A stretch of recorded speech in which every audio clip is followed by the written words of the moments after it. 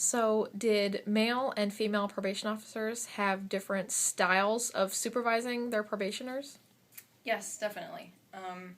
So female officers would be more, I would say more of a mother figure. I'm not sure if that's really accurate, but I'm thinking mainly of the three women who supervise the substance abuse caseload. So they could be somewhat nurturing and helpful and saying, "Look how great you did. You're doing so well." But they could also, I'm not sure what the right phrase is, but they could also be very harsh and sort of say, like, "You're disappointing me. I'm counting on you. You have to get this done. Like, how are your children going to feel?"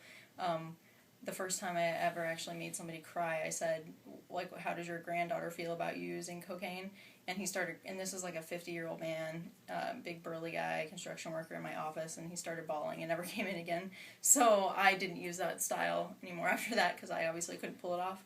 But a lot of the other officers did, and they used it very, very successfully, I guess. And then the male officers would be, some of them would be, like the younger guys in particular, or the older guys too, I guess, would be more friendly. So, like, "Oh, I know how that goes. Like, I like to go get a few beers with my friends too," and sort of say, sort of align themselves with the probationer. So, the first partner I had was a different guy from the one I spoke about earlier, and he would tell the probationers, "The only thing that's, like, the only reason I'm different from you, the only reason I'm not on probation is because I didn't get caught."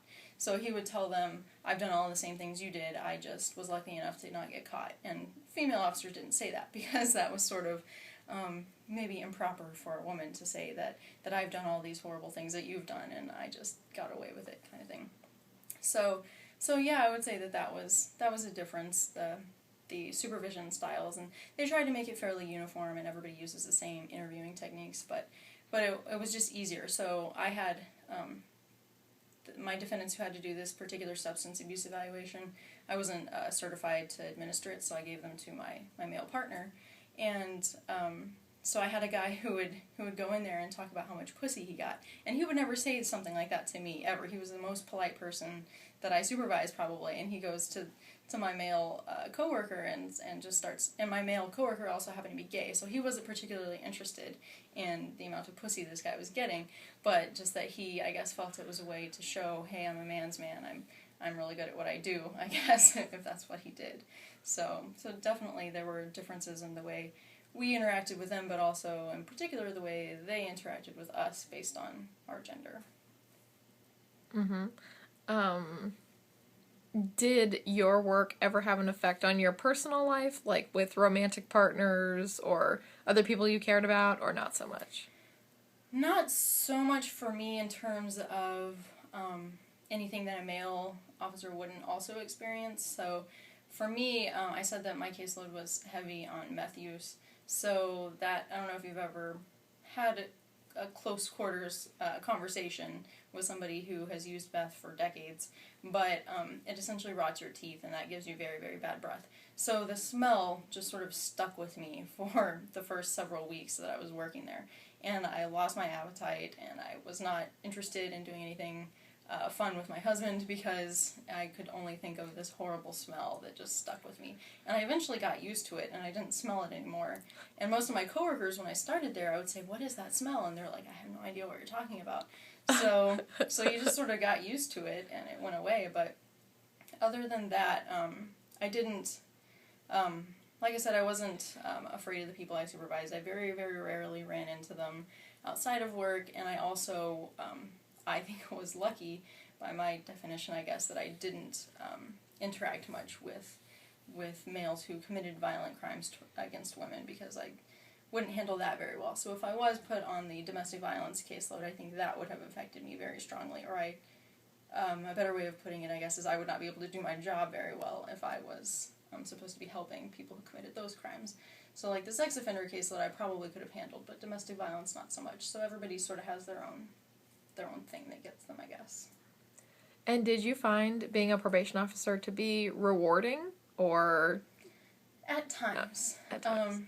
So I mentioned earlier that the food stamp theft cases were the hardest for me because I felt that it was really unfortunate for usually single moms to, almost actually always in my experience, single moms to be in that situation, because usually they just didn't report to the agency that their male partner was living in the house, even though his income didn't really contribute to buying food for the kids.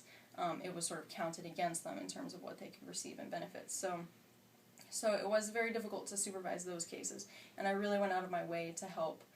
For instance, I had a woman who had 3 children under the age of 10, all of whom had a different disability, and she she did home health care, so she worked probably 60 to 80 hours a week taking care of this elderly woman, and she couldn't do her community service was really the big issue. She also couldn't make payments, but we went to the judge and we asked that the judge commute her all of her fees to community service, and he converted all the ones that he was legally allowed to, and that felt really good to have helped her to give her all of this community service to do. Not that she had a lot of free time, but she had more time than she had money. So I felt really good about myself for about a week until she came in and gave her first positive urinalysis. And then I was very disappointed that I had gone out on a limb and used up all of my good rapport with the judge to pull these strings for her, and then she tested positive, kind of ruining the whole I don't have money or time or anybody to help me sort of angle that she was using. So it was rewarding, not as much as we all hoped it would be, but it also was very disappointing when we got attached to people and they let us down by committing new crimes or testing positive or whatever the case happened to be. What advice would you give to my students who might want to become probation officers? Geez, that's a really hard one. Well, first I would say learn everything about the job that you can before you go do it. So probably one of the hardest parts was just getting the job, because I didn't really know where to look when I was applying for jobs, and I just barely saw it like 3 hours before the application was due, so I was running all around town. And I know that in other places it's based more on who you know rather than your own accomplishments and merit, so that can be tricky for some people in some places, I guess. But as far as once you actually get to the job, I talked in my interview all about how I was going to do this style of interviewing, and at the end of my interview they said, we don't do that. That was decades ago, I learned this in a college class that I took from someone who graduated from here, actually, and obviously she was behind the times. So they told me, we actually use this method now, but they were kind enough to put me through 3 weeks of training to learn how to do motivational interviewing techniques. So a lot of it, we had so much on the job training that really, you could go in there having never worked a day in your life and pick it up pretty quickly. But obviously people skills are important, and you have to be pretty tough. But there's a lot of foul language just to begin, a lot of drug stuff. There were 3 times I was almost vomited on, so it takes a strong stomach. There was the smell that I mentioned. That was not even the worst thing that I smelled while I worked there, because people who use drugs have trouble controlling their bowels. So it's a very, very interesting job, and I loved it, and I kind of wish I could go back, although I think I'm a little overqualified now. But really I enjoyed it, and really the only reason I came here is because I always knew I wanted to get my PhD, and I enjoy doing research, and the only thing I didn't like about probation really was the administration. So just that being a young female, it would be 10 years before I got promoted to senior officer, which paid $40,000. So it just wasn't worth it for me to stay there, but a lot of the people I worked with did stay there, and they have been there for 20 years and have never been promoted, so yeah. Okay, well, thank you for chatting with us today. Thank you. And I don't know, we're happy to have you working on your PhD now. I'm happy to be here. All right, thank you.